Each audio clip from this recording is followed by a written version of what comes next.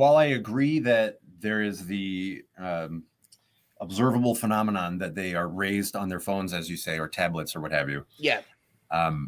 I perceive that as more about living in a place that is very like living in a culture, American culture, that is, I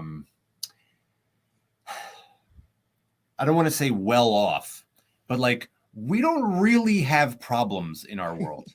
We're Right. not like as I look out my window here, it's just some people. It's just like someone walking down the street.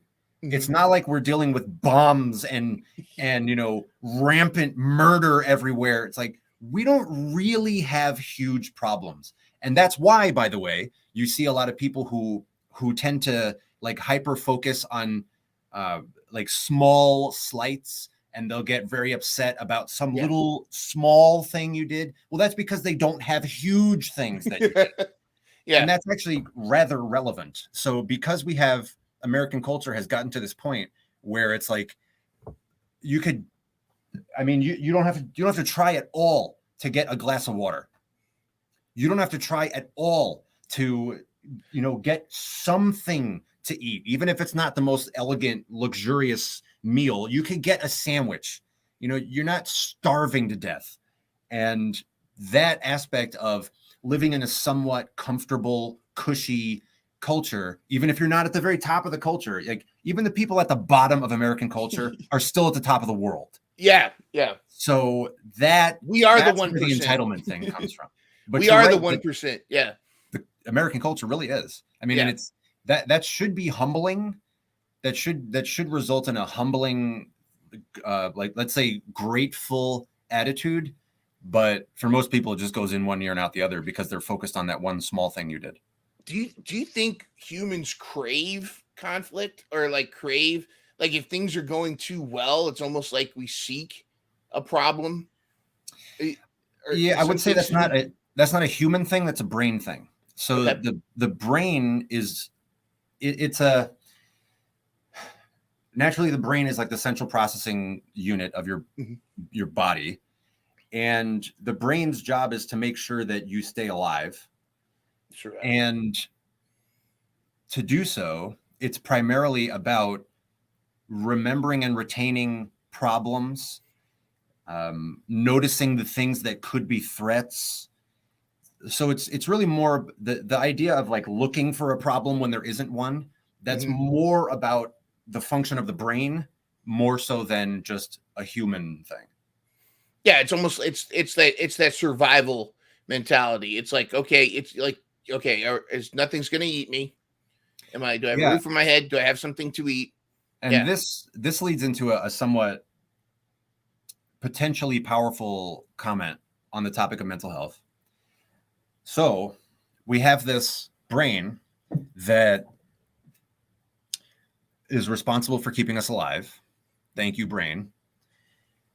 But the issue arises when someone allows their brain to automatically make decisions and determine their behavior. It's the checking out from consciousness and allowing the automated processes of the brain.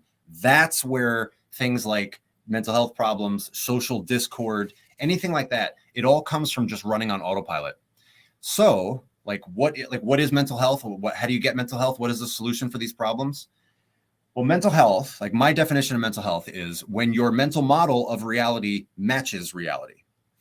And the only way you can get there is by evolving on a conscious level, evolving your automated processes, some of which you just inherited, whether from literally biologically or inherited through the impressions you've had from your experiences.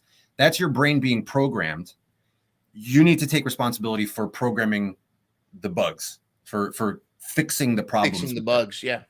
So that involves an element of transcendence. And here's the punchline.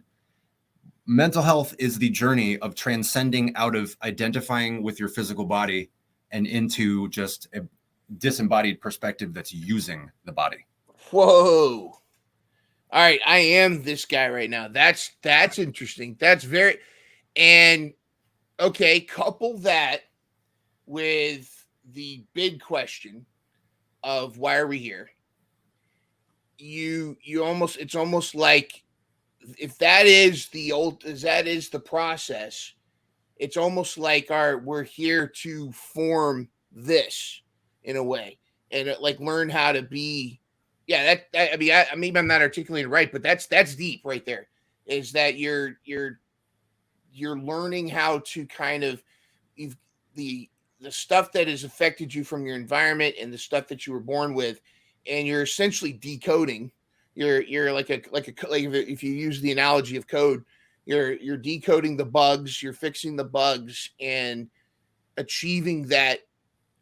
I don't want to say Zen because that's kind of a cliche, but like you're achieving an enlightened perspective, and enlightened doesn't mean that I'm going to be sitting here like a monk and right, like meditating in the middle of the kitchen, but like I think you can find happiness in that when you have that balance of when your reality and is matched as close as possible to reality, and I think it's liberating to get to that point. I think. sure. Would you agree? Yeah. And is that kind of what you're saying? I mean, I don't want to put words in your mouth, but I appreciate you saying that you don't want to put words in my mouth. That's another typical autism thing that people are always putting words in my mouth. So what you're saying is, right. Let's see, where do I want to begin with that? I would say like what you're describing, this process of like learning to overcome the external factors that influence you. Yeah. That I would say for sure is where most people are in their journey of, let's just say, existence, without diving into words like soul and things like that. Yeah. But just, here we are on Earth. Stuff's happening. We can agree that there seems to be a world and reality. And if you look at the nature of human society and our history and such, we very much along the history of humanity are at a point now where we're ready to make a shift more and more and more and more and more and more every day. More and more people are getting more and more ready to make this shift into the transcendent. But I very much like the way you said it's like the end goal is not to sit there and meditate. It's like, yes, I'm so happy you said that.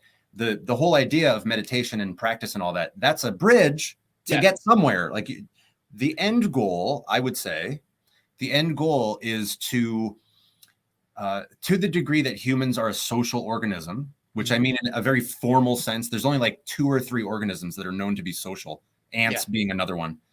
But humans are a social organism, meaning that we don't have, it's not like any 2 individuals are completely self-sufficient, like a bear. Like any 2 bears have kind of the same capabilities.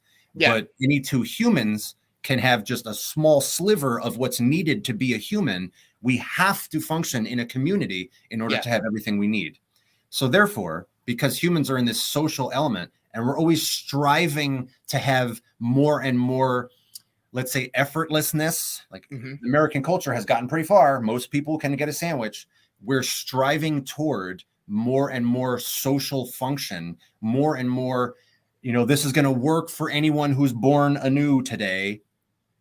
The real end goal that we're working toward, whether we know it or not, is to create a world, to create a society and a world that ideally perfectly reflects the total, I'll use the word beautiful function of nature and natural order, the way things actually work, not what we think we want it to be, what we want it to work like. Oh, wouldn't it be great if reality were like this? No, reality is the way it is.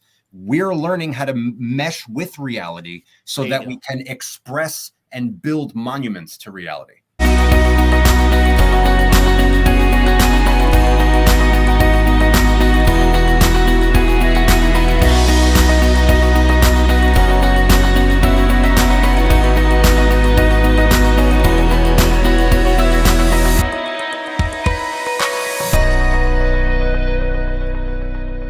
Catch new episodes of Mental Health Mondays every Monday morning at 7 a.m.